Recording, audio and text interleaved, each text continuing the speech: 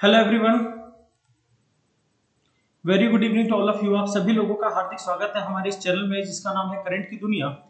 और हम लोग फिर से अपनी तैयारी को आगे बढ़ाते हुए आज अंतिम तैयारी के दौर में आगे आ चुके हैं। तो यूपीएससी 2021 को क्रैक करने के लिए, अपने जीवन की दिशा और दशा को बदलने के लिए, अपने परिवार के स्तर को बढ़ाने के लिए और उत्तर प्रदेश पुलिस में अपनी निडर, निर्भीक और ईमानदार सेवाएं देने के लिए हम लोग फिर से तैयार हैं।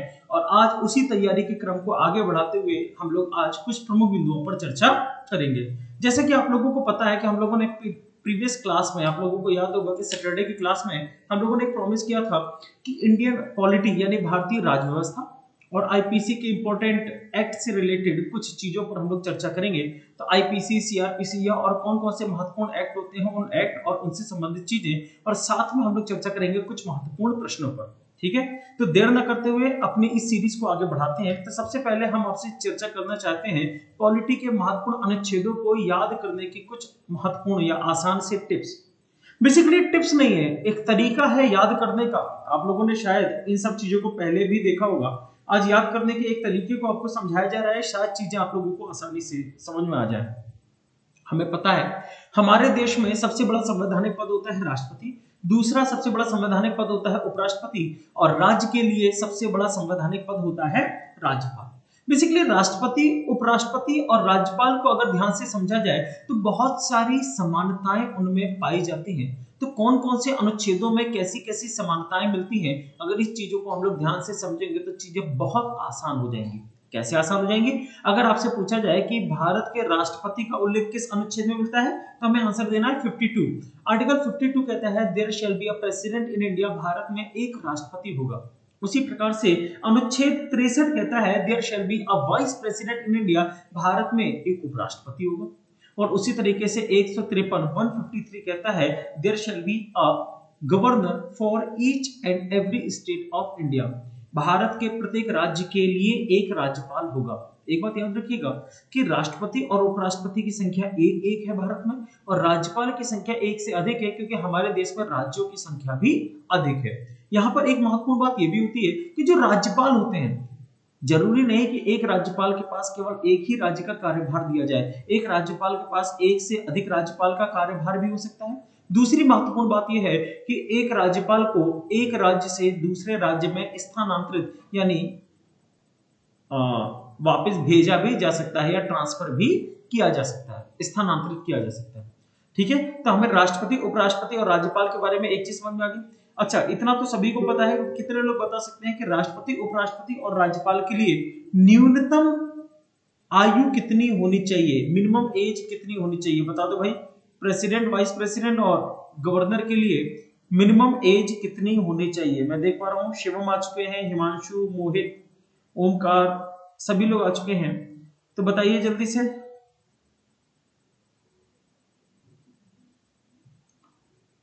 शिवम उपाध्याय, मैं आपको बता रहा हूं कि कल की सीरीज हमारी अंतिम प्रहार ही होगा, बिल्कुल परेशान हो, कल की सीरीज हमारी अंतिम प्रहार ही होगा। तो आज अंतिम तैयारी है, कल अंतिम प्रहार है, इसी प्रकार से हम लोग अपनी सीरीज को लेकर के चलेंगे। तो बिल्कुल सही बताया, जहां तक मैं देख पा रहा हूँ रोहित, शिवम और अपने चाइनीज भाई युंग मी चिंग, तीन लोगों ने, बल्कि या चार, रोहित करदम में ने भी। तो बेसिकली इनके लिए मिनिमम एज होनी चाहिए 35 वर्ष। सभी को पता है ना मिनिमम एज कितनी होनी चाहिए? 35 इयर्स। अच्छा, अगर आपसे पूछा जाए मैक्सिमम कितनी एज होनी चाहिए, तो आपको पता है जब तक है जान, यानी इनके लिए कोई अधिकतम आयु निर्धारित नहीं है। जब तक ये जीवित है तब तक अगर ये जीतते रहते हैं, राष्ट्रपति, उपराष्ट्रपति या राज्यपाल बनाया जाता है तो बन सकते हैं। अब इतना हमें पता है कि राष्ट्रपति और उपराष्ट्रपति के लिए तो होते हैं चुनाव, लेकिन राज्यपाल के लिए कोई चुनाव जैसा नहीं होता है। राज्यपाल कैसे बनाया जाता है? तो कहा जाता है राज्यपाल को बनाने के लिए राष्ट्रपति की इच्छा पर निर्भर करता है। तो ये भी बात बताया जाता है कि प्रधानमंत्री की संस्तुति या प्रधानमंत्री की सलाह पर राष्ट्रपति राज्यों में राज्यपाल की नियुक्ति करता है, लेकिन राष्ट्रपति और उपराष्ट्रपति के लिए क्या होते हैं? चुनाव। तो आर्टिकल 54 अनुच्छेद 54 कहता है कि भारत में राष्ट्रपति का चुनाव होगा, और 66 कहता है निर्वाचक मंडल की भारत में उपराष्ट्रपति का भी चुनाव होगा। 55 कह रहा है कि निर्वाचन की विधि किस प्रकार से चुनाव होगा, और यहाँ पर 66 कहता है उपराष्ट्रपति का चुनाव कैसे होगा। अच्छा, आर्टिकल 155 ये कहता है कि नियुक्ति कैसे होगी, क्योंकि हमें पता है राज्यपाल का चुनाव नहीं होता है, राज्यपाल का क्या होता है? नियुक्ति होता है। उसी प्रकार से अगर हम तीन आर्टिकल की बात करें 56, 67 और 156, इन तीनों में कार्यकाल के बारे में बताया गया है। और अगर कार्यकाल की बात करेंगे तो तीनों का कार्यकाल कितने वर्ष का होता है? 5 वर्ष का होता है। चाहे वो राष्ट्रपति हो, चाहे वो उपराष्ट्रपति हो और चाहे वो राज्यपाल हो, तीनों का कार्यकाल कितना होता है? 5-5 वर्ष के लिए होता है। आर्टिकल 57 में कहा गया पुनर्निर्वाचन के लिए योग्यता, यानी हमारे देश में जो राष्ट्रपति होता है उसको कितनी बार पुनर्निर्वाचित किया जा सकता है अगर वो बराबर चुनाव जीतता रहे। वो बात अलग है कि डॉक्टर राजेंद्र प्रसाद के बाद ऐसा कोई भी व्यक्ति नहीं हुआ जो लगातार राष्ट्रपति के पद पर रहा हो। अगर उपराष्ट्रपति की बात करेंगे तो कई सारे हुए, आपको हामिद अंसारी के बारे में पता है, सर्वपल्ली राधाकृष्णन के बारे में पता है, ये लोग उपराष्ट्रपति के पद में तो लगातार रहे हैं, लेकिन राष्ट्रपति के पद में डॉक्टर राजेंद्र प्रसाद के बाद ऐसा कोई भी नहीं हुआ। राज्यपाल की बात करें तो राज्यपाल के लिए तो ऐसा कोई गुण निर्धारित है ही नहीं। अगर योग्यता की बात की जाए तो आर्टिकल 58 में राष्ट्रपति बनने की योग्यता है, आर्टिकल 66 में उपराष्ट्रपति बनने की योग्यता है और आर्टिकल 157 में राज्यपाल बनने की योग्यता है। ठीक है। उसी तरीके से अगर शपथ की बात की जाए तो 60 में राष्ट्रपति की शपथ है, 69 में उपराष्ट्रपति की शपथ है और 159 में राज्यपाल की शपथ है। आप में से बता सकता है क्या कि राष्ट्रपति को शपथ कौन दिलाता है? बहुत सरल सा क्वेश्चन है, आई थिंक ये सभी को पता भी होगा। बता दीजिए जल्दी से कि राष्ट्रपति को ओथ यानी राष्ट्रपति को शपथ किसके द्वारा दिलवाई जाती है? बताइए जल्दी से, राष्ट्रपति को शपथ किसके द्वारा दिलाई जाती है?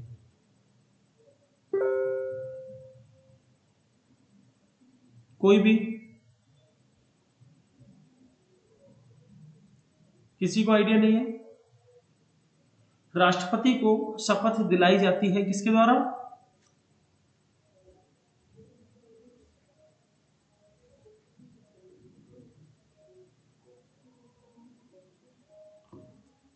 सीजीआई, बिल्कुल सही बताया राजीव। सीजीआई यानी चीफ जस्टिस ऑफ इंडिया यानी भारत के मुख्य न्यायाधीश के द्वारा। और उपराष्ट्रपति को शपथ दिलाता है राष्ट्रपति। और अगर हम राज्यपाल की बात करेंगे तो इसको शपथ दिलाता है उच्च न्यायालय का मुख्य न्यायाधीश। इसको शपथ कौन दिलाता है?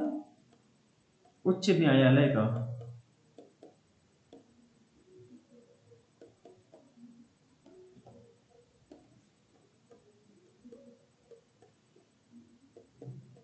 उच्च न्यायालय का मुख्य न्यायाधीश।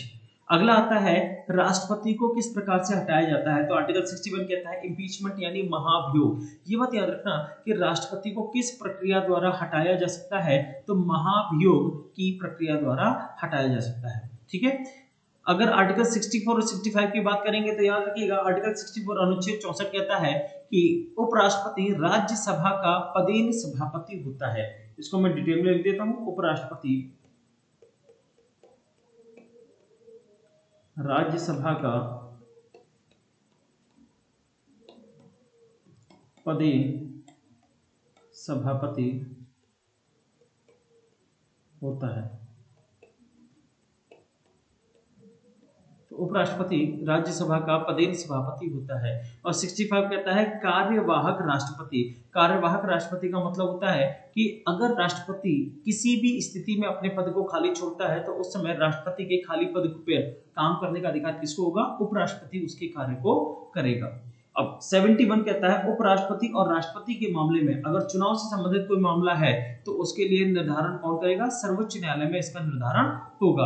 और जो सबसे इंपॉर्टेंट आर्टिकल है इसको भी देख लीजिए। बेसिकली इसमें ये कहा गया आर्टिकल 62 कहता है राष्ट्रपति की क्षमा दान की शक्ति, यानी राष्ट्रपति के पास अधिकार होता है सर्वोच्च न्यायालय द्वारा दिए जाने वाली किसी भी सजा को बदल सकता है, कम कर सकता है या माफ भी कर सकता है। ये तीनों बातें किसके ऊपर लागू होती हैं? तो ये तीनों बातें लागू होती हैं राष्ट्रपति के लिए। उसी प्रकार से अगर हम राज्यपाल की बात करेंगे तो राज्यपाल के लिए भी कहा जाता है कि उच्च न्यायालय यानी हाईकोर्ट के द्वारा दी गई किसी भी सजा को माफ कर सकता है, कम कर सकता है और बदल सकता है। लेकिन राज्यपाल के लिए एक लिमिटेशन है कि ये मृत्युदंड की सजा पर कोई भी डिसीजन नहीं दे सकता है। राज्यपाल मृत्युदंड की सजा में कोई भी बात नहीं कह सकता। इसके साथ साथ अगर मैं बात करता हूं कि हमारे देश में केंद्र सरकार की जो मंत्रिपरिषद होती है उस मंत्रिपरिषद के लिए जो बात की गई वो आर्टिकल 74 में कहा गया है, जिसमें हेड बताया गया है पीएम होता है यानी प्राइम मिनिस्टर, प्रधानमंत्री की बात की गई। और 163 में राज्य की मंत्रिपरिषद की बात की गई जिसका मुखिया हमारे देश का या हमारे राज्यों के मुख्यमंत्री होते हैं। तो बेसिकली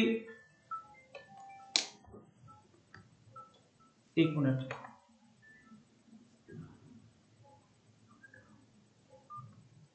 समझ में आ गया? यहाँ पर किसी को कोई दिक्कत बता दे एक बार।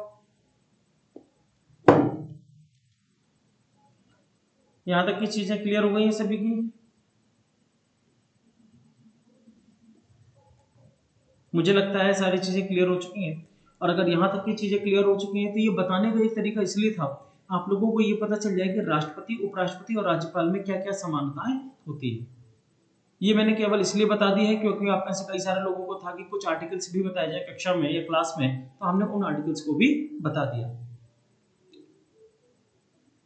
अब हम लोग आगे की बात करते हैं। अगले हम बात करते हैं महत्वपूर्ण अधिनियम को लेकर के।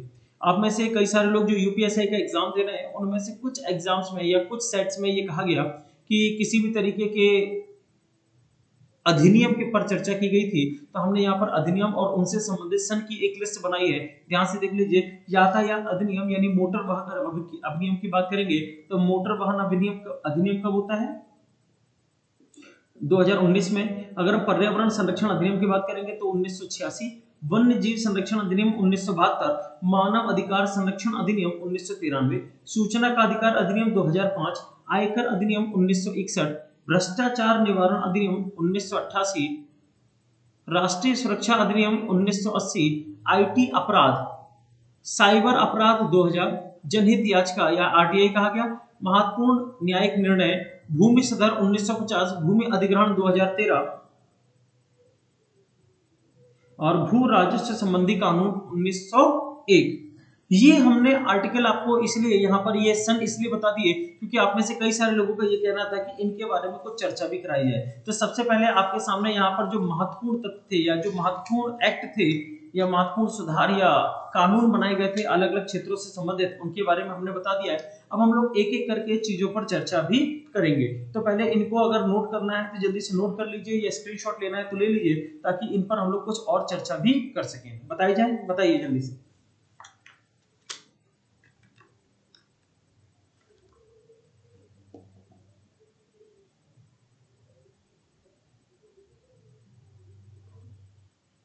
बताएं।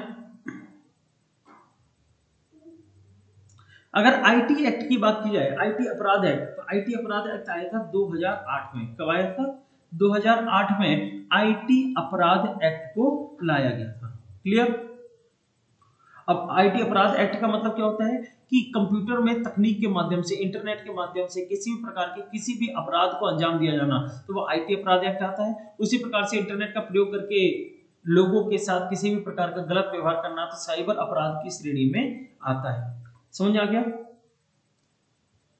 इसमें किसी को कोई दिक्कत?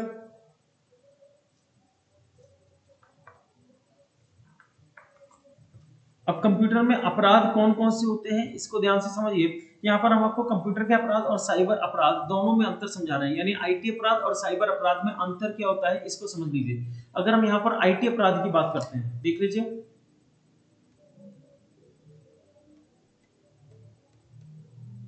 आईटी अपराध में कौन कौन सी चीजें आती हैं। आईटी अपराध में पहला नंबर आता है जानकारी चोरी करना।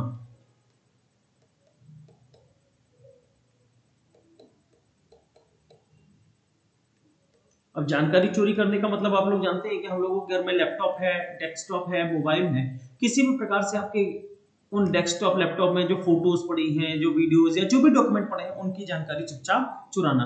दूसरा होता है जानकारी मिटाना। जानकारी मिटाना। अब जानकारी मिटाने का मतलब क्या है? मान लीजिए आपका पूरा सिस्टम था, हमें लग रहा था ये आपकी इंपॉर्टेंट है, हमने क्या किया, पूरा का पूरा डेटा ही उड़ा दिया। ये भी साइबर अपराध, ये भी आईटी अपराध में आता है। तीसरा आता है फेरबदल करना।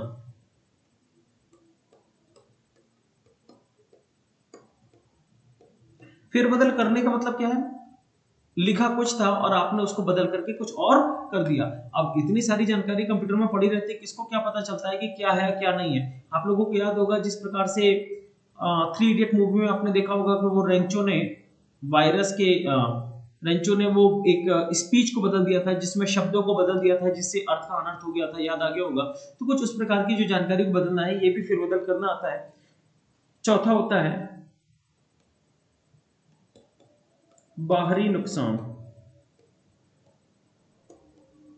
अब बाहरी नुकसान का मतलब है कंप्यूटर के किसी हिस्से को तोड़ना, उस हिस्से को चुरा लेना, उस हिस्से को तहस नहस कर देना, ये भी आईटी अपराध के अंतर्गत आता है। ठीक है, अब हम बात करते हैं साइबर अपराध कौन कौन से हैं। तो यहाँ पर हम साइबर अपराध बताते हैं।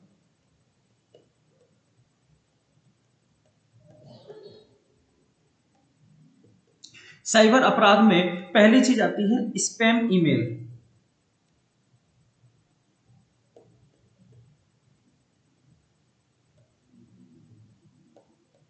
अब स्पैम ईमेल क्या होता है ये भी समझ लीजिए। हम सभी के पास बहुत सारी ईमेल आईडीज होती हैं, उनमें ईमेल्स आते रहते हैं। हमारी एक आदत होती है जो भी ईमेल आता है उसको हम लोग खोलते हैं, पढ़ते हैं। काम की इंफॉर्मेशन होती है तो ठीक है, काम की इंफॉर्मेशन नहीं होती तो फिर हम लोग छोड़ भी देते हैं। बहुत सारे ईमेल ऐसे आते हैं जो भेजने वाला हमें पता होता है, बहुत सारे ईमेल्स कंपनियों के माध्यम से या किसी भी माध्यम से आते रहते हैं। लेकिन ऐसा कोई ईमेल आ जाए जिसको खोलते ही आपके कंप्यूटर में किसी भी प्रकार की कोई भी तकनीकी समस्या उत्पन्न हो जाए, आपका डेटा गायब हो जाए, आपके कंप्यूटर में कोई भी खराबी हो जाए, तो इस प्रकार की जो ईमेल के थ्रू भेजी गई चीजें होती है वो कहलाती हैं स्पैम ईमेल। क्लियर हो गया। दूसरा हो गया हैकिंग। हैकिंग का मतलब होता है आपके कंप्यूटर में इंटरनेट के थ्रू जा करके और आपकी सारी चीजों को लॉक कर देना या आपकी चीजों को आपकी पहुंच से ही हटा लेना, दैट इज हैकिंग। हैकिंग में ये भी होता है कि आप जो भी काम करते हो उसकी जानकारी हमें मिलती रहती है। आपके कंप्यूटर में कुछ भी है, हमें उसके बारे में जानकारी है, हम जब चाहे उसका पढ़ सकते हैं, उसका जो चाहे वो उपयोग भी कर सकते हैं, ये कहलाती है हैकिंग। तीसरा होता है साइबर फिशिंग।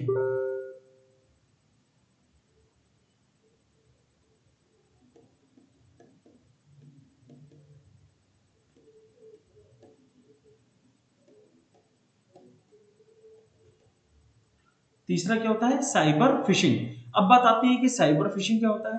तो साइबर फिशिंग को भी समझ लीजिए। साइबर फिशिंग का मतलब है कि आपके पास ऐसी कोई भी स्कीम भेज देंगे, ऐसी कोई भी चीज भेज देंगे जिससे आप लालच में आ जाते हैं। जैसे कहा जाए कि आपने एक लकी ड्रॉ जीता है और उस लकी ड्रॉ में आपने 10 लाख रुपए का इनाम जीता है। 10 लाख रुपए के इनाम को प्राप्त करने के लिए आप इस फॉर्म को भर दें।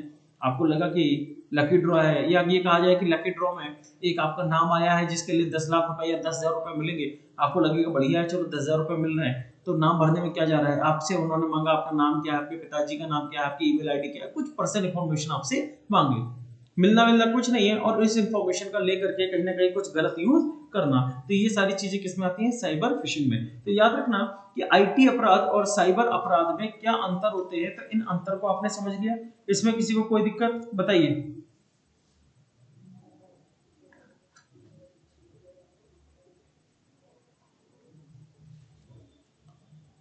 यहां तक समझ में आ गया।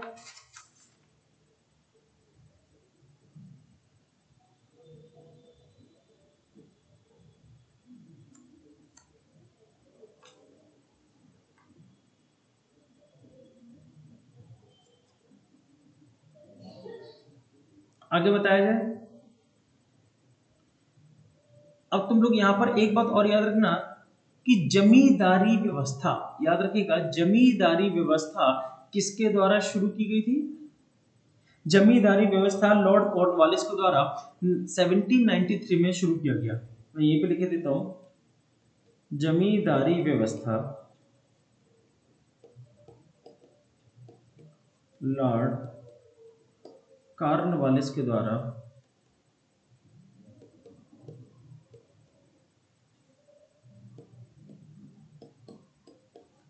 1793 में प्रारंभ की गई।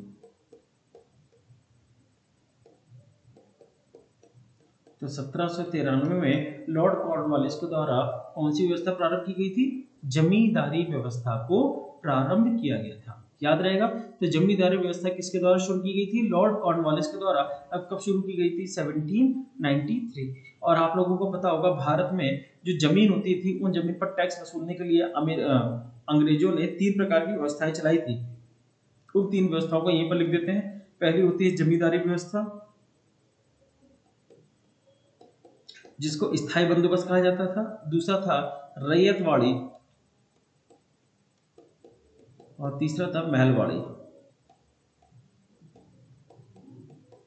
जमींदारी, रैयतवाड़ी और महलवाड़ी। तो इन 3 प्रकार की पद्धतियां थी जो अंग्रेजों के द्वारा कर वसूलने के लिए, जमीन का टैक्स वसूलने के लिए लगाई गई थी। ठीक है, अच्छा, इससे संबंधित जो आगे की चीजें हैं उनको हम लोग अपनी क्लास में डिस्कस करेंगे।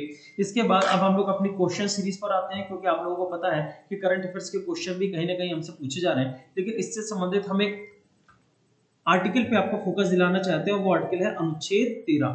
अनुच्छेद 13 अगर कहा जाए तो ऐसी कोई भी चीज नहीं है जो अनुच्छेद 13 में है, लेकिन चूंकि अनुच्छेद 13 मौलिक अधिकारों से संबंधित है और मौलिक अधिकार कब काम करेंगे, कब काम नहीं करेंगे और कैसी स्थिति में काम करेंगे, इस कारण से इसको महत्वपूर्ण बनाया जाता है।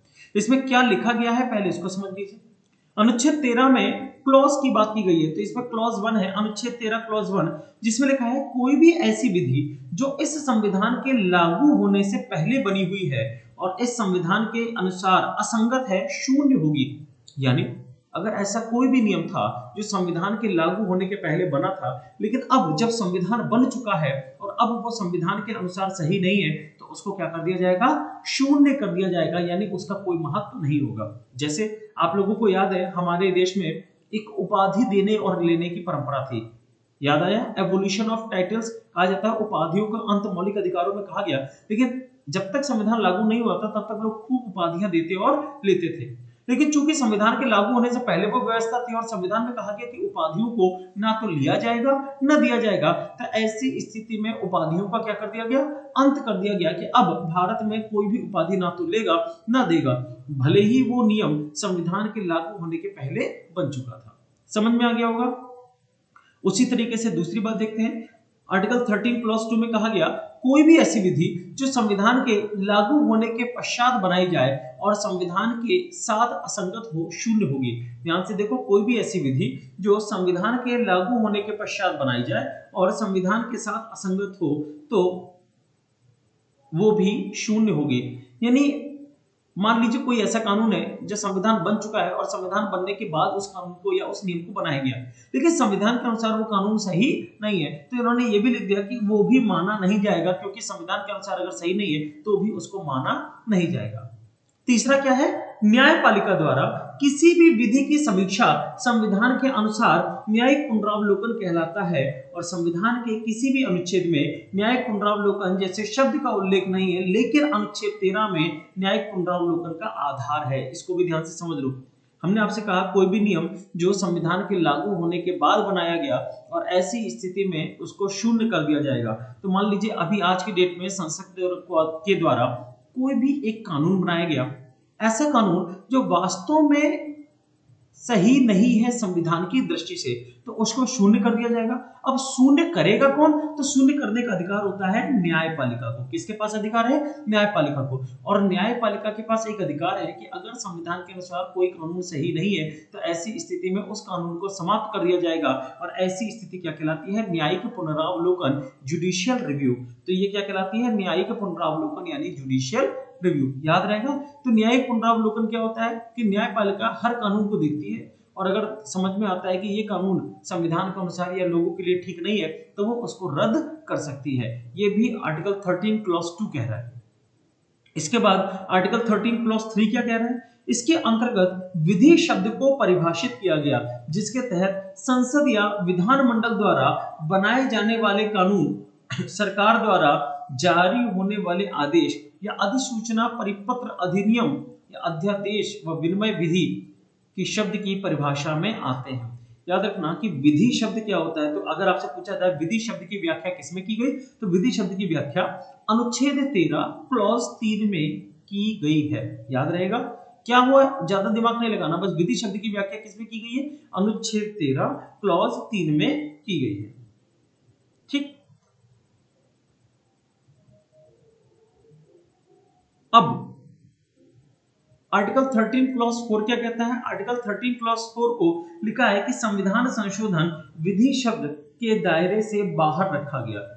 तो संविधान संशोधन को विधि शब्द के दायरे से बाहर रखा गया और लिखा भी हुआ है 24वें संविधान संशोधन के द्वारा 1970 में यह धारा जोड़ी गई, लेकिन केशवानंद भारती वराम केरल राज्य के मामले में सर्वोच्च न्यायालय ने यह निर्णय दिया कि संविधान की आधारभूत संरचना का उल्लंघन करने पर किसी भी विधि की न्यायिक समीक्षा की जा सकती है।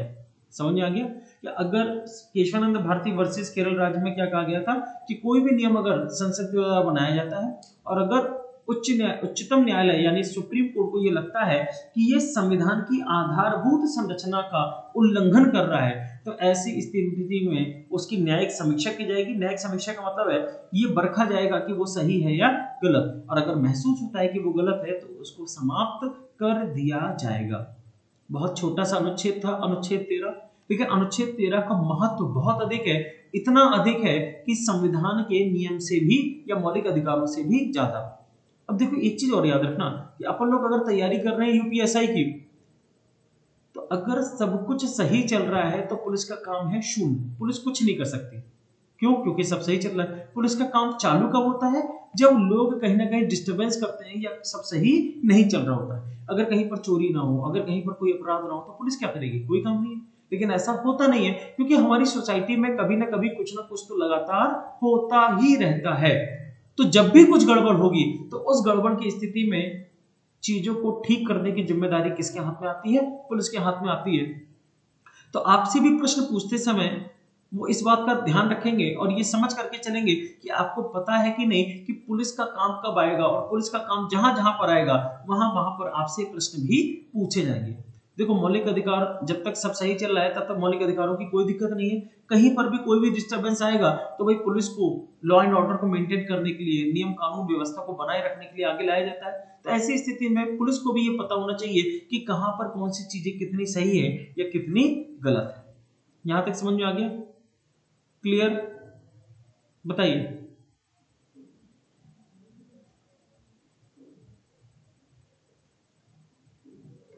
इसमें किसी को कोई दिक्कत? तो आर्टिकल 13 हमने बताया था, तो मेरा प्रयास यही रहेगा कि आर्टिकल 13 आप लोगों को अगर क्लियर हो गया है तब हम लोग थोड़े से और आगे की बात करते हैं। अब हम लोग देखते हैं कुछ क्वेश्चंस को। तब आपके सामने आ चुका है क्वेश्चन नंबर 1। क्वेश्चन नंबर 1 क्या कहता है? क्वेश्चन नंबर 1 है, हाल ही में किस मशहूर मलयालम अभिनेत्री का 84 वर्ष की अवस्था में निधन हो गया? क्वेश्चन है, आपके सामने 4 ऑप्शन दिए हैं। आप लोगों को ऑप्शंस की बड़ी चिंता रहती थी, तो हमने ऑप्शंस आपके सामने दे दिए। तो हम उम्मीद करेंगे कि अब आप लोग ऑप्शंस के साथ आंसर भी बताएंगे। बताओ भाई, कौन सी ऐसी अभिनेत्री थी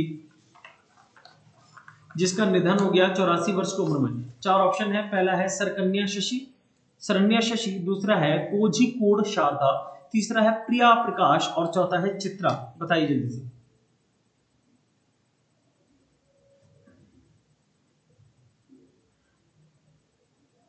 कोई भी बताएं। तो आप लोगों में से विकास ने अपना आंसर दिया है और ऑप्शन नंबर बी की तरफ इशारा किया है। उनका कहना है कोझिकोड शारदा, और इसका आंसर शिवम ने दिया है ऑप्शन नंबर डी। मतलब अक्कड़ बक्कड़ चालू हो गया है। इसका सही आंसर मैं बता देता हूं। इसका सही आंसर है Kozhikode Sharda. Option number B is the right answer. ठीक है, अब option number B right answer या सही आंसर क्यों है इसको भी समझ लो। कोझिकोड शारदा के अनुसार कहा गया कि इनका नाम था शारदा और रहने वाली थी कोझिकोड की, तो इसीलिए इनका नाम पड़ गया कोझिकोड शारदा। और कहा जाता है कि 1979 से इन्होंने अपने फिल्मी कैरियर को शुरू किया और मलयालम की एक पिक्चर थी, पिक्चर का नाम था अंगापुर। मलयालम की एक पिक्चर थी, पिक्चर का नाम था अंगापुर। तो इस अंगापुर से इन्होंने डेब्यू किया था, यानी अपनी एक्टिंग की शुरुआत की थी। खैर ये तो नहीं पूछा जाएगा किस पिक्चर से शुरू की, लेकिन हाँ मलयालम अभिनेत्री 84 वर्ष की उम्र में निधन हो गया था कोझिकोड की शारदा। अगला क्वेश्चन है, भारत और किस देश ने हाल ही में तकनीकी सहयोग और प्रगाढ़ बनाने के लिए नवाचार के क्षेत्र में एक द्विपक्षीय समझौता किया? तो आपको बताना है कि किस देश के साथ हाल ही में तकनीकी सहयोग को और प्रगाढ़ बनाने के लिए समझौता किया है। इसके ऑप्शन 4 हैं। पहला है पाकिस्तान, दूसरा है चीन, तीसरा है नेपाल और चौथा है इजराइल। अगर इसमें तुम लोग थोड़ा सा भी दिमाग लगाओगे तो इस क्वेश्चन का आंसर तुम लोग बिल्कुल सही कर सकते हो। ध्यान से सोचना, भारत और किस देश ने हाल ही में तकनीकी सहयोग को प्रगाढ़ बनाने के लिए नवाचार के क्षेत्र में एक द्विपक्षीय समझौते पर हस्ताक्षर किए? अब देखो पाकिस्तान तो करेगा नहीं, क्योंकि पाकिस्तान से अपना चल रहा है 36 का आंकड़ा, तो पाकिस्तान से तो अपनी कोई बननी नहीं है, खत्म हो गया। चाइना काय को देगा? नेपाल बेचारा उसके पास है क्या, वो तो हमसे ही लेता रहता है। और बचा क्या? इजराइल। तो इसका सही आंसर है इजराइल। तो कई बार ऐसे भी क्वेश्चन आते हैं जिनका आंसर आपको क्लियर भी नहीं होता, लेकिन ऑड वन एलिमिनेशन मेथड से हम लोग सही करते हैं। ऑड वन एलिमिनेशन मतलब है जो बिल्कुल नहीं हो सकते, जैसे पाकिस्तान अपने को पता है बिल्कुल नहीं हो सकता, चाइना के साथ अपना बवाल चल रहा है, तो टेक्निकल में ना तो चाइना हमें कुछ देने वाला ना मुझसे कुछ लेने वाले। नेपाल नेपाल तो बेचारा खुद से ही दुखी चल रहा है, बेचारा बाढ़ में डूबा हुआ है, तो वो भी कुछ नहीं करेगा। बचा क्या? इजराइल। इसका सही आंसर है इजराइल। दूसरा क्वेश्चन देखते हैं, केंद्र सरकार ने हाल ही में किस अगले नौसेना प्रमुख के रूप में नियुक्त किया? तो नौसेना प्रमुख किसको नियुक्त किया गया है? इस क्वेश्चन को हमने क्लास में भी डिस्कस किया था, तो देखते हैं कितने लोग बता सकते हैं कि नौसेना प्रमुख के रूप में किसको नियुक्त किया है। वाइस एडमिरल, बताइए। आर हरिकुमार, रवनीत सिंह, अधीर अरोड़ा और श्रीकांत, बताइए जल्दी से।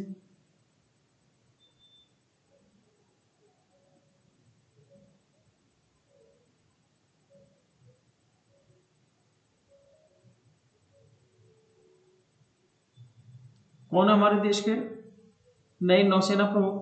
तो अभी तक तो हमारे देश में जो नए नौसेना प्रमुख थे उनका नाम था करमवीर सिंह। अब करमवीर सिंह के रिटायर होने के बाद किसको नियुक्त किया गया? तो वो नियुक्त किया गया है vice admiral R Hari Kumar. याद रखिएगा किसको नियुक्त किया गया? आर हरि कुमार। ये क्वेश्चन नया नहीं है, इस क्वेश्चन को लाया गया था लगभग सितंबर में, तो आपके एग्जाम्स में पूछे जाने की संभावना पूरी है, क्योंकि हमें पता है कि भाई पुलिस से संबंधित है, तो कहीं ना कहीं डिफेंस यानी रक्षा का भाव, चाहे रक्षा सेनाएं हो चाहे पुलिस हो, सभी हमारे देश में सुरक्षा की व्यवस्था को बनाए रखने में आगे अपनी योगदान देते हैं। तो इसका सही आंसर है आर हरि कुमार। क्लियर? अगला क्वेश्चन है, शांति और विकास के लिए विश्व विज्ञान दिवस निम्न में से किस दिन मनाया जाता है? पूछा गया है शांति एवं विकास के लिए विश्व विज्ञान दिवस कब मनाया जाता है। यहाँ पर फिर से आपके सामने चार ऑप्शन है। पहला ऑप्शन कह रहा है 15 मार्च को, दूसरा कह रहा है 12 अगस्त को, तीसरा है 10 नवंबर को और चौथा है 25 दिसंबर को। तो इनमें से किस दिन मनाया जाता है शांति और विज्ञान के लिए विश्व विज्ञान दिवस? अगर विश्व विज्ञान दिवस की बात कर रहे हैं तो आप लोगों को याद रखना है कि विश्व विज्ञान दिवस मनाया जाता है 10 नवंबर को, 10th ऑफ नवंबर। तो 10th ऑफ नवंबर का आंसर शिवम ने बिल्कुल सही आंसर दिया है, 10 नवंबर को ये मनाया जाता है। क्लियर? बताइए। अब यहां तक चीजें समझ में आ गई हैं, तो अगला क्वेश्चन देखते हैं। अगला क्वेश्चन है, भारत सरकार ने यंग इनोवेटर्स के लिए किस तारीख को मेंटरशिप प्रोग्राम लॉन्च किया? मेंटरशिप प्रोग्राम किस तारीख को लॉन्च किया गया? बताइए जल्दी से। चार ऑप्शन है। पहला है 8 नवंबर 2021, दूसरा है 5 नवंबर 2021, तीसरा है 2 नवंबर 2021 और चौथा है इनमें से कोई नहीं। तो इसका सही आंसर है 8 नवंबर 2021 को यंग इनोवेटर्स के लिए कौन सा प्रोग्राम? मेंटरशिप प्रोग्राम को शुरू किया। तो मेंटरशिप प्रोग्राम को किसके द्वारा कब शुरू किया गया? तो 8 नवंबर 2021 को। अब इसके तहत क्या है? इसके तहत है कि भारत में जितने भी यंग इनोवेटर्स हैं, यंग इनोवेटर का मतलब है कि कम उम्र के लोग जो नई नई चीजें खोज रहे हैं, उनके लिए मेंटरशिप की, उनको और ज्यादा टेक्निकल एडवांसमेंट दिया जाए, उनको और ज्यादा गाइडेंस दी जाए, ताकि और ज्यादा वो सोच सकें, अपनी कल्पना शक्ति को बढ़ा सकें और अच्छी चीजों को इनोवेशन कर सकें, खोज कर सकें। इनोवेटर्स का मतलब होता है नई चीजों की खोज या नई वस्तुओं का आविष्कार।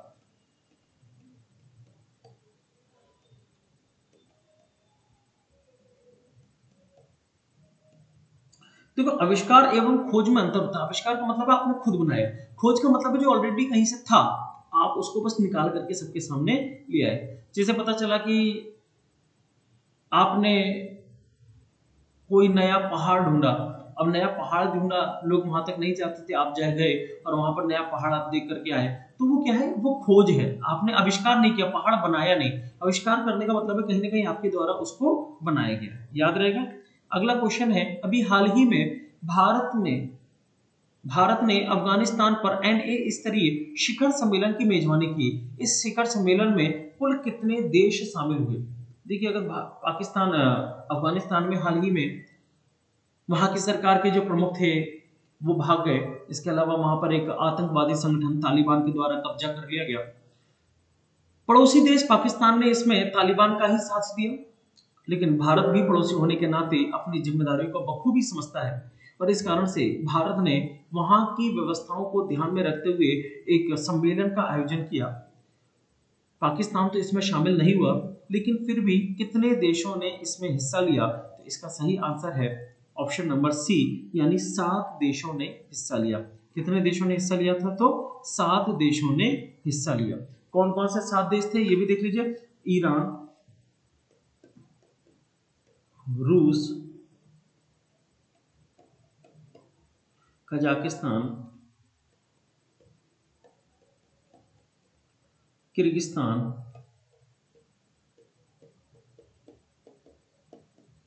तुर्कमेनिस्तान,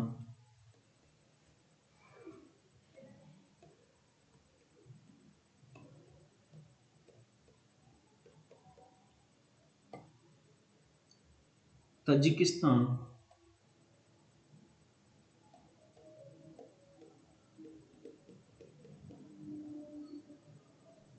कितने हो गए? 6 हो गए, और इसके अलावा एक बचा भारत। तो कुल टोटल कितने देशों ने हिस्सा लिया? इसमें 7 देशों ने इसमें हिस्सा लिया।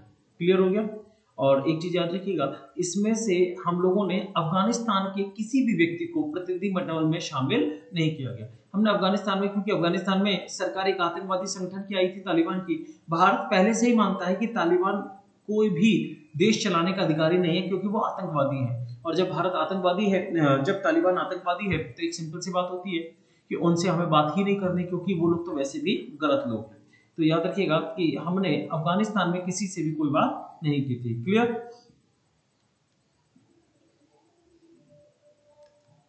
अगला क्वेश्चन क्या है?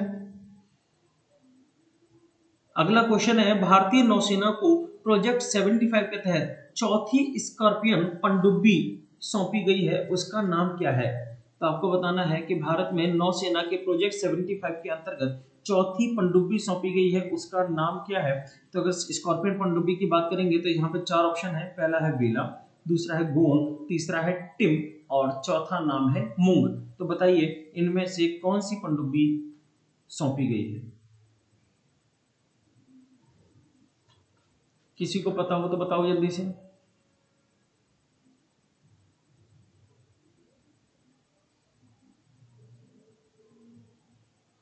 सबसे पहले तो अगर हम बात करें कि प्रोजेक्ट 75 के अंतर्गत कितनी पनडुब्बी को सौंपने की बात की गई है, तो प्रोजेक्ट 75 के अंतर्गत 6 स्कॉर्पियन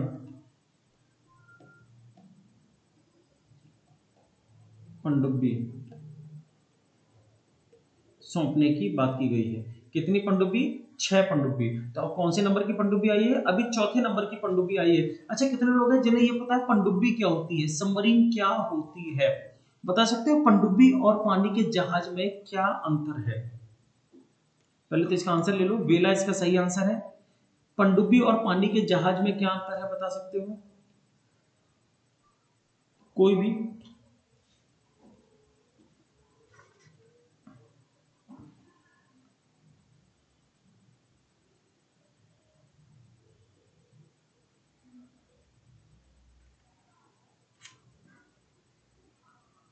किसी को पता है क्या पनडुब्बी और पानी के जहाज में? देखो, पानी का जहाज जो होता है वो पानी के ऊपर चलता है, जबकि पनडुब्बी कहाँ चलती है? पानी के नीचे। अब पानी के नीचे चलने का फायदा क्या होता है कि पानी के नीचे अगर अंदर चल रही तो ऑब्वियस सी बात है कि दूर से दिखाई नहीं देगी, किसी को पता नहीं चलेगा कि वहां पर क्या है। तो अगर कहीं पर भी अचानक से हमला करना है तो पानी के अंदर आप चले जाते हैं पनडुब्बी के द्वारा, और फिर वहीं पर भी निकल करके हमला किया जा सकता है। तो चौथी पनडुब्बी का नाम क्या है? तो वेला पनडुब्बी है।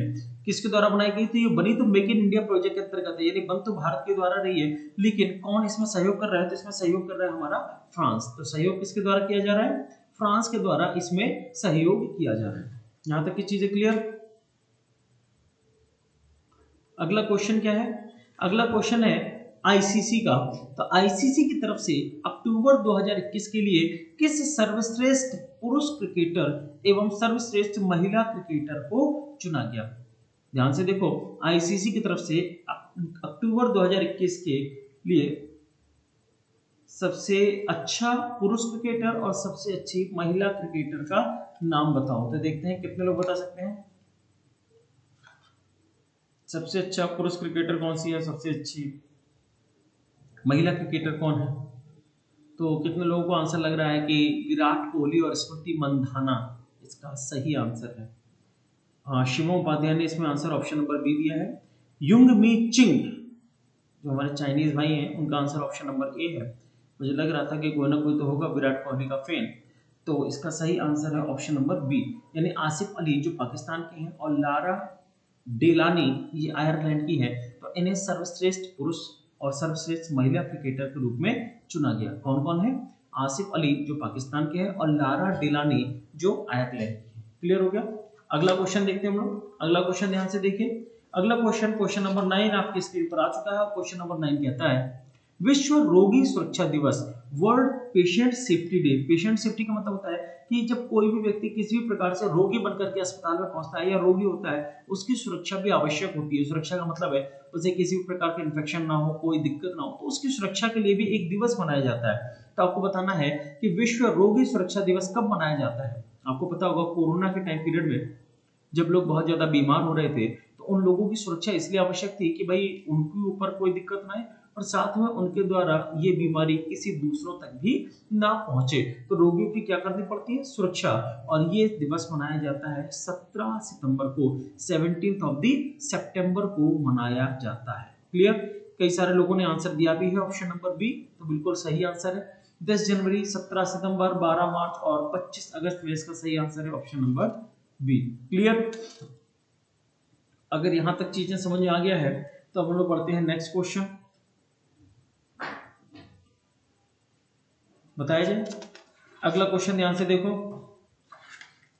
क्वेश्चन नंबर 10 आपके सामने आ चुका है और क्वेश्चन नंबर 10 आपके सामने कह रहा है निम्न में से किस राज्य के राज्यपाल जगदीप धनखड़ ने गोपाल मुखर्जी को राज्य का नया सॉलिसिटर जनरल नियुक्त किया।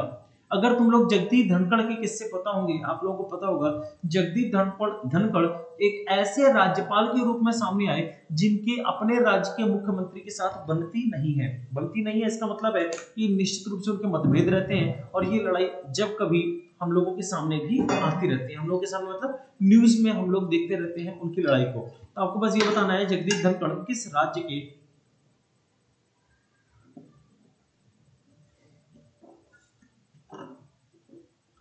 जगदीप धनखड़ किस राज्य के राज्यपाल हैं। बताइए जल्दी से। 4 ऑप्शन है। पहला है बिहार, दूसरा है पंजाब, तीसरा है पश्चिम बंगाल और चौथा है तमिलनाडु। तो आप में से कई सारे लोगों ने आंसर भी बताया है और इसका सही आंसर है ऑप्शन नंबर सी, यानी पश्चिम बंगाल। तो किस राज्य के बनाए गए, किसको बनाया उससे मतलब नहीं है, लेकिन इसमें सीधा क्वेश्चन ये था कि जगदीप धनखड़ किस राज्य के राज्यपाल है। तो आंसर है वेस्ट बंगाल, यानी पश्चिम बंगाल के राज्यपाल हैं।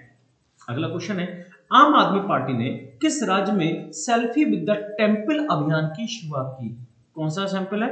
Selfie with the temple. तो बताइए आम आदमी पार्टी ने किस राज्य में सेल्फी विद द टेंपल अभियान की शुरुआत की है। जो सेल्फी विद द टेंपल की अगर बात की जाए तो सेल्फी विद द टेंपल की शुरुआत बताओ भाई। अब सोचो कि वो राज्य कौन सा है जहां पर मंदिर बहुत ज्यादा हैं। 4 ऑप्शन है। पहला है उत्तराखंड, तीसरा है बिहार, तीसरा है दिल्ली, चौथा है पंजाब। याद रखना कि आम आदमी पार्टी से अगर तुम टिक करोगे कि भाई वो दिल्ली में है, दिल्ली सरकार है, तो याद रखिएगा वो क्वेश्चन का आंसर सही नहीं है। हमें याद रखना है कि मंदिरों के लिए धार्मिक स्थल कौन सा है, क्योंकि सेल्फी विद द टेंपल कहा गया। अब टेंपल मतलब होता है मंदिर, तो मंदिर कहां पर होंगे? उत्तराखंड में होंगे, बिहार में, दिल्ली में, पंजाब में। तो हम सभी को पता है कि मंदिर के नाम से तो जो जगह फेमस है, जो राज्य फेमस है, वो है उत्तराखंड। तो सेल्फी विद द टेंपल किसके साथ चालू किया? उत्तराखंड में इन्होंने चालू किया। हमें पता है आम आदमी पार्टी एक राजनीतिक दल है। दिल्ली में लगातार 2 बार इन्होंने चुनाव जीता, लेकिन अन्य राज्यों में इनको उतनी सफलता नहीं मिल पाई। अगर उतनी सफलता नहीं मिली है तो ये चाहते हैं अन्य राज्यों में भी इनका परचम लहराए। इसके लिए इन्होंने उत्तराखंड में एक प्रोग्राम चालू किया, सेल्फी विद द टेंपल, यानी जिस मंदिर में जाए वहां पर सेल्फी अपलोड करें या वहां की सेल्फी अपलोड करें।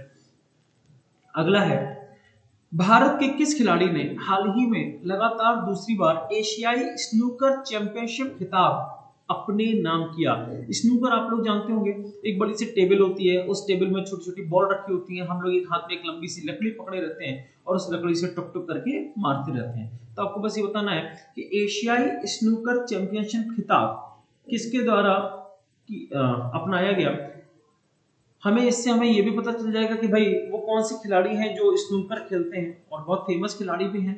आप लोग अगर नाम समझ जाएंगे तो इसका सही आंसर है, और इसका सही आंसर है ऑप्शन नंबर डी, यानी पंकज आडवाणी। तो याद रखिएगा, देखो ऐसा है युंग मी चिंग, मुझे ये पता चल चुका है कि आप कौन हैं, तो बेहतर है कि पढ़ाई की तरफ ध्यान दें, नहीं तो फिर क्लास में ही हम आपसे बात करेंगे।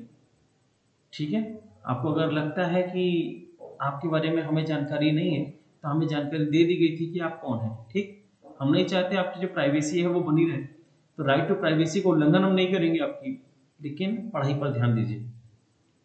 तो याद रखिएगा कि भारत के किस खिलाड़ी को हाल ही में दूसरी बार एशियाई स्नूकर चैंपियनशिप के खिताब से संबोधित किया गया या जीता उन्होंने, तो उसका नाम है पंकज आडवाणी। तो हमें ये भी याद रखना है पंकज आडवाणी किस खेल से खेलते हैं, तो स्नूकर के खिलाड़ी हैं। अगला है भारतीय क्रिकेट टीम के कप्तान विराट कोहली ने T20 विश्व कप के बाद निम्न में से किस फॉर्मेट की कप्तानी छोड़ने की घोषणा की। तो T20 विश्व कप के बाद किस फॉर्मेट की कप्तानी छोड़ने की घोषणा की है, इसका आंसर तो हमें लगता है कि तुम लोग ही बताओ तो ज्यादा अच्छा होगा। विराट कोहली एक दमदार खिलाड़ी है, काफी अच्छा प्रदर्शन रहता है, विपरीत परिस्थितियों में इस बार कहीं ना कुछ गड़बड़ हो गया। कोई बता सकता है?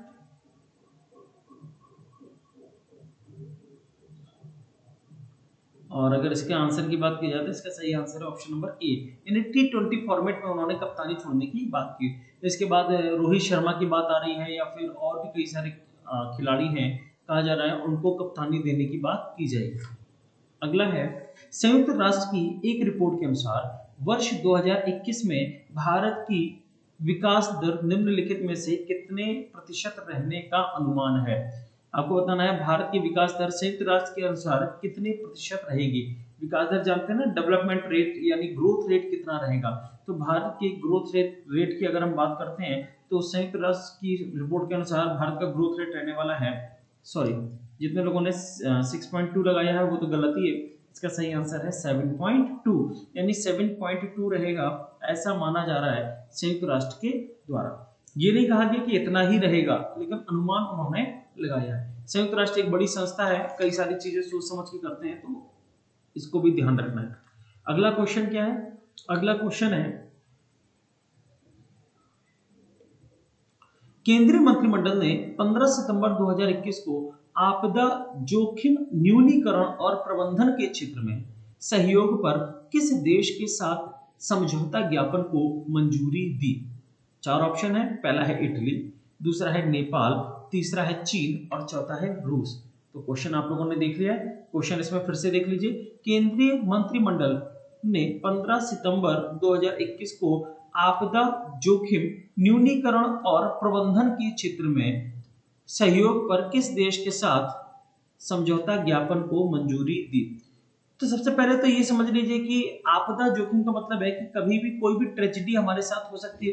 अगर कोई भी दिक्कत आती है, कभी भूकंप आ गया, कभी बाढ़ आ गई, कभी कोई दिक्कत आ गई, तो हम कैसे मैनेज करना चाहिए, किस प्रकार से हानि कम से कम हो, लोगों को कैसे संभाला जाए या डैमेज को होने से कैसे रोका जाए, तो उन सारी चीजों पर हमने किस देश के साथ समझौता किया। तो हमने समझौता किया इटली के साथ। याद रखिएगा किसके साथ समझौता किया, तो इटली के साथ समझौता किया है।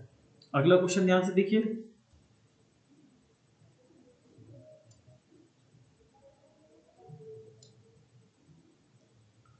अगला क्वेश्चन है गुजरात में भूपेंद्र पटेल सरकार के कितने मंत्रियों एवं पद द्वारा गोपनीयता की शपथ ली गई। गुजरात में भूपेंद्र पटेल को बनाया गया नया मुख्यमंत्री। तो आपको पता है कि जब भी मुख्यमंत्री बदलता है तो कैबिनेट भी बदल जाती है। तो मुख्यमंत्री जो भूपेंद्र पटेल थे उनके साथ कितने मंत्रियों ने पद एवं गोपनीयता की शपथ ली। चार ऑप्शन है, पहला है 12, दूसरा है 10, तीसरा है 20 और चौथा है 24। तो इसका सही आंसर है कि 24 मंत्रियों ने पद एवं गोपनीयता की शपथ ली थी। ठीक है, अगला क्वेश्चन है पंजाब के मुख्यमंत्री कैप्टन अमरिंदर सिंह के इस्तीफा देने के बाद पंजाब राज्य के नए मुख्यमंत्री कौन बन गए। ध्यान से देखिएगा, आपको पता होगा कि पंजाब राज्य के जो पूर्व मुख्यमंत्री थे अमरिंदर सिंह और नवजोत सिंह सिद्धू के बीच में कई सारी खींचातानी चल रही थी।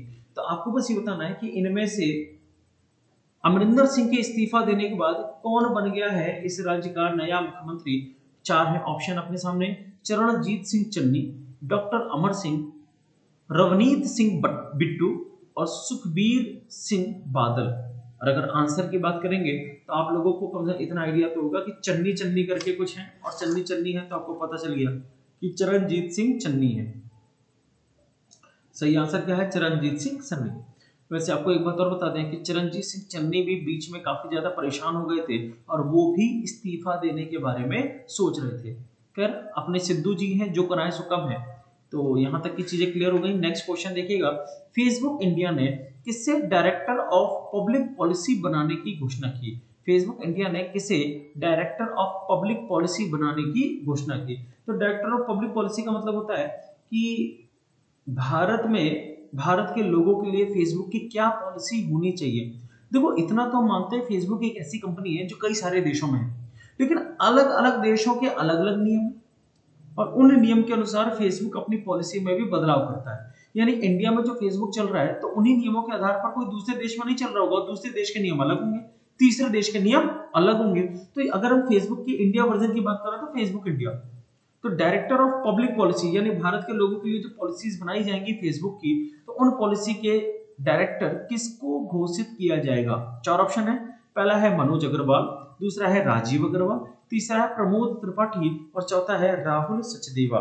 तो बताइए किसको किया जाएगा? और अगर आंसर की बात की जाए तो इसका सही आंसर है राजीव अग्रवाल। अगर हम राजीव अग्रवाल की बात करें तो मैं एक बात आपको बताना चाहूंगा कि राजीव अग्रवाल एक आईएएस ऑफिसर थे पहले, और आईएएस ऑफिसर के बाद यही ऊबर, आप लोगों ने सुना होगा ऊबर कैब में चले गए थे, और ऊबर कैब के बाद फिर इनको यहाँ पर लेकर के आए हैं फेसबुक इंडिया में। एक बात आपको और बता दें, मुझे याद है कि जब मैं क्लास आई थिंक 7th में था तब ये हमारे जिले के डीएम रहे हैं। राजीव अग्रवाल काफी एक्टिव डीएम रहे हैं, और हमारे यहाँ एक तालाब हुआ करता था, तो वो तालाब काफी गंदा रहता था। इन्होंने उस तालाब के निर्माण के लिए यानी तालाब के चारों ओर इतना अच्छा पिकनिक स्पॉट बनवाया था। ऐसी बात नहीं उस पिकनिक स्पॉट को पहले नहीं बनवाया गया, कई सारे डीएम के द्वारा पहले बनवाया गया, लेकिन बनता था और कुछ ही महीनों में वो टूट जाता था। इन्होंने जो बनाने वाले ठेकेदार थे, जो कॉन्ट्रैक्ट जिन्होंने लिया, उनसे कहा कि अगर 15 साल के पहले ये टूटता है तो ऑन पेपर ये बॉन्ड बनवाया था कि आपको इसकी 10 गुनी कीमत पे करनी पड़ेगी। अब सोच लीजिए कि उन्होंने पहले लिखवा लिया था कि अगर 15 साल के पहले अगर ये टूट गया या कोई भी डैमेज होता है तो आपको इसका रिपेयर तो करना ही पड़ेगा, साथ में सरकार को 10 गुनी कीमत, सॉरी 10 गुनी कीमत थी या 5 गुनी ऐसा कुछ था, 15 साल के पहले टूटने पर 5 गुनी या 10 गुनी कीमत आपको उसकी पे करनी पड़ेगी। और आपको बता दें इनको गए तो काफी साल हो गया और आज तक वो कंस्ट्रक्शन वर्क बिल्कुल कोई भी परेशानी नहीं है। तो हम लोग भी जब घर जाते हैं तो कभी ना कभी उस तालाब पर जाते हैं और उसको देखते भी हैं। काफी एक्टिव पर्सन है। अगला है, हिंदू यूनिवर्सिटी ऑफ अमेरिका ने निम्न में से किस अभिनेता को हिंदू अध्ययन में डॉक्टरेट की मानक उपाधि प्रदान की? फिर से देखिए, Hindu university of America, I think अगर भारत में यूनिवर्सिटी की बात की जाए तो भारत में बनारस हिंदू यूनिवर्सिटी के अलावा शायद ही कोई यूनिवर्सिटी हो जिसमें हिंदू शब्द का ऐसे प्रयोग किया है, लेकिन अमेरिका में है हिंदू यूनिवर्सिटी ऑफ अमेरिका। और आपको बताना है कौन सा ऐसा अभिनेता है जिसे हिंदू अध्ययन के लिए डॉक्टरेट की उपाधि दी गई। ऑप्शन है 4। पहला है अमिताभ बच्चन, दूसरे हैं शाहरुख खान, तीसरे अनुपम खेर और चौथे हैं अजय देवगन। शाहरुख खान नहीं है बिल्कुल, अमिताभ बच्चन भी नहीं है, अजय देवगन भी नहीं है, और इसका सही आंसर है अनुपम खेर। तो अनुपम खेर को दी गई है किसकी उपाधि? डॉक्टरेट की उपाधि हिंदू अध्ययन के लिए यानी हिंदू स्टडी के लिए। ठीक है, तो हमारे धर्म पर दूसरे देशों में रिसर्च चल रही है, हमारे धर्म के आधार पर दूसरे देशों में यूनिवर्सिटी खोली जा रही है, और हमें खुद अपने धर्म पर यहाँ पर शर्म आ रही है, या हम लोग खुद धर्म के नाम पर ही आपस में लड़ते रहते हैं। अगला क्वेश्चन ध्यान से देखिएगा। अगला क्वेश्चन है, निम्न में से किस राज्य सरकार ने छिंदवाड़ा विश्वविद्यालय का नाम बदलकर राजा शंकर शाह विश्वविद्यालय रख दिया? तो वो कौन सा राज्य है जिसने अपने देश के छिंदवाड़ा विश्वविद्यालय का नाम बदल दिया और उसका नाम रखा है राजा शंकर शाह? तो अब सिंपल सी बात है, आपको ये भी समझना है कि छिंदवाड़ा कहाँ है। अगर आपको ये पता चल जाएगा छिंदवाड़ा कहाँ है तो उसी सरकार ने किया गया होगा जिस राज्य में है। तो ये क्या है? मध्य प्रदेश की सरकार में। तो मध्य प्रदेश के मुख्यमंत्री शिवराज सिंह चौहान के द्वारा जो छिंदवाड़ा विश्वविद्यालय है उसका नाम बदल करके क्या कर दिया गया? राजा शंकर शाह विश्वविद्यालय। याद रहेगा। अगर यहाँ तक की चीजें क्लियर हो गई है तो अगला क्वेश्चन देखते हैं। सीमा सड़क संगठन जिसको BRO, बॉर्डर रोड ऑर्गेनाइजेशन, ने आरसीसी कंपनी की कमान पहली बार किस महिला सैन्य कमांडर को सौंपी है? सीमा सड़क संगठन का मतलब हो गया कि बॉर्डर पर सड़क को बनाने का काम। निश्चित रूप से बॉर्डर हमेशा संवेदनशील इलाके, और भारत जैसे देश के लिए बॉर्डर की संवेदनशीलता और भी ज्यादा बढ़ जाती है। और अगर संवेदनशीलता बढ़ती है तो वहां पर कभी भी पेट्रोलिंग या साधनों को पहुंचाने के लिए सड़क का निर्माण कराना पड़ता है। सड़क को निर्माण कराते समय कई बार सामने या पड़ोसी देशों के साथ लड़ाई की नौबत आती है, कठिन परिस्थितियां भी आती हैं। तो अभी तक माना जाता था कि उसमें किसी भी महिला को आगे न रखा जाए, लेकिन पहली बार महिला को आरसीसी कंपनी की कमान सौंपी गई है। तो चार ऑप्शन है, पहला है मेजर कुमल, दूसरा है मेजर प्रियंका, तीसरी है मेजर आईना और चौथी है मेजर कविता। और अगर आंसर की बात की जाए तो जितने लोगों ने मेजर कुमल की तरफ अपना विश्वास दिखाया है उन लोगों को दुखी होना पड़ेगा, क्योंकि ये आंसर सही है। हाँ, जितने लोगों ने मेजर आईना की तरफ दिखाया है यानी ऑप्शन नंबर सी कहा है, उनका आंसर बिल्कुल सही है, यानी ऑप्शन नंबर सी मेजर आईना is the right answer. Clear? अगला क्वेश्चन क्या है? अगला क्वेश्चन है, इंग्लैंड में निम्न में से किस दिग्गज फुटबॉलर का 81 वर्ष की उम्र में निधन हो गया? एक फुटबॉलर है जिनकी हाल ही में डेथ हो गई है, तो आपको बताना है इनमें से किसकी डेथ हो गई है। चार ऑप्शन है, जैक बटलैंड, जैकर्ड पिकफोर्ड, निक पोप और जेमी ग्रिप्स। तो इसका सही आंसर है ऑप्शन नंबर डी, यानी जेमी ग्रिप्स। और इसके साथ साथ तुम्हें यह भी याद रखना है कि जेमी ग्रिप्स किस खेल से संबंधित है, तो फुटबॉलर। तो याद रखिएगा, जब भी किसी खिलाड़ी का संबंधित खेल पूछा जाए तो या तो उस खिलाड़ी ने कोई हाल ही में पुरस्कार जीता है, कोई सीरीज जीती है, या फिर उसकी हाल ही में डेथ हो गई है, कोई ना कोई अवार्ड मिला है या डेथ हुई है। तो इन सारी चीजों के कारण ही उस खिलाड़ी को खेल से संबंध में पूछा जाता है। अब 81 वर्ष की उम्र में इंग्लैंड के एक अच्छे खिलाड़ी थे, फुटबॉल खेलते थे, उनका निधन हो गया और नाम था जेमी ग्रिप्स। अगला क्वेश्चन, अभी हम लोग 25 के बाद इस सीरीज को रोक देंगे, ध्यान से देखिएगा। विश्व बांस दिवस, वर्ल्ड बैम्बू डे कहा जाता है ना भाई, बांस कर दिया जाता है। तो जो बांस होता है, इस बांस को भारत में घास की श्रेणी में रखा गया है। याद रखिएगा, बांस के पेड़ नहीं होते, बांस को किस में रखा गया है? घास। ये घास माना गया है। अभी तक हमारे देश में एक नियम है कि जो अगर पेड़ को कोई लगाएगा तो आपने भले ही अपनी बाउंड्री में, अपनी सीमा में लगाया है, फिर भी आप उसको काट नहीं सकते। तो लोगों के घर में बांस उगाते थे तो बांस को भी पेड़ माना जाता था, लेकिन उसको भी नहीं काट सकते थे। तो इस कारण से लोग लगाना पसंद नहीं करते थे। फिर सरकार ने ग्रीनरी को प्रमोट करने के लिए बांस को क्या बना दिया गया? घास कर दिया कि अब आप उसको काट सकते हैं। तो लोग आराम से बांस को उगाते हैं और उसको काट करके अपनी आजीविका भी कमाते हैं। लेकिन विश्व बांस दिवस, वर्ल्ड बैम्बू डे कब मनाया जाता है? और वर्ल्ड बैम्बू डे मनाया जाता है 18 सितंबर, 18 सितंबर को। शिवम उपाध्याय बिल्कुल सही आंसर है। अगला क्वेश्चन है, केंद्रीय प्रत्यक्ष कर बोर्ड ने पैन को आधार से लिंक कराने की सीमा को कब तक बढ़ा दिया है? सीबीटी की बात करते हैं, आपको पता होगा कि जितने भी लोग टैक्स भरते हैं तो टैक्स भरने के लिए उनको एक नंबर चाहिए होता है जिसको कहा जाता है पैन कार्ड नंबर। तो अब पैन कार्ड को आधार से लिंक कराने की सीमा को कब तक बढ़ा दिया गया है? तो पैन कार्ड को आधार से लिंक कराने की जो सीमा है उसको बढ़ाकर कर दिया गया है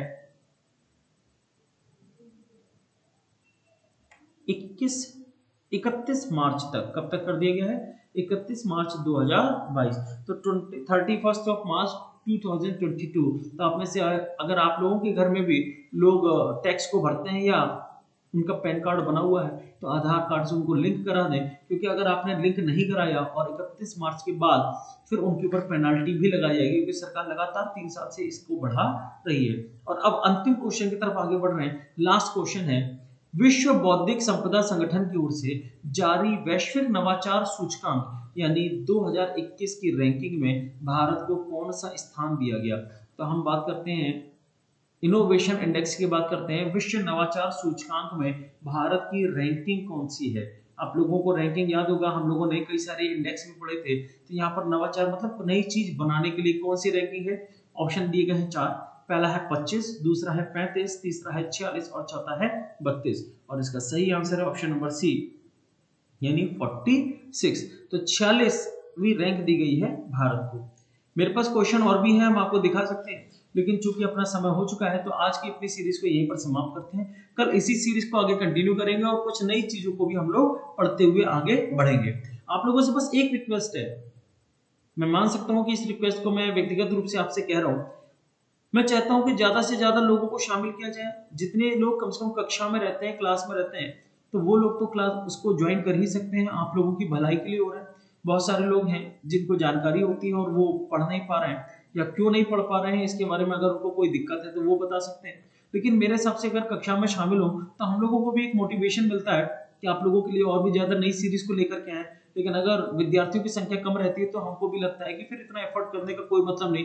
क्वेश्चंस को निकालो, आपके लिए स्लाइड्स प्रिपेयर करो, फिर यहाँ पर हम लोग एक्स्ट्रा टाइम जो देते हैं तो इतना तो आप लोग कर ही सकते हैं कि कम से कम चीजों को थोड़ा सा सर्कुलेट कर दें, हम लोगों के लिए कर दें कि लोग ज्यादा से ज्यादा देखें। तो अगर जितना ज्यादा से ज्यादा लोग देखेंगे उनको भी फायदा मिलेगा। हम लोग केवल आपके फायदे के लिए, आप लोगों के एग्जाम्स के लिए इसको फोकस कर रहे हैं। तो उम्मीद करता हूँ कि कल की क्लास में और ज्यादा लोग रहेंगे। आज जिस प्रकार से 14-15 लोग थे, 16 लोग थे, तो कल और ज्यादा लोग भी सीरियसली इन चीजों को देखेंगे। क्योंकि करंट अफेयर्स है, अगर आप ये सोचेंगे केवल यूपीएसआई के लिए, तो ऐसा नहीं है। करंट अफेयर्स है तो सभी के लिए।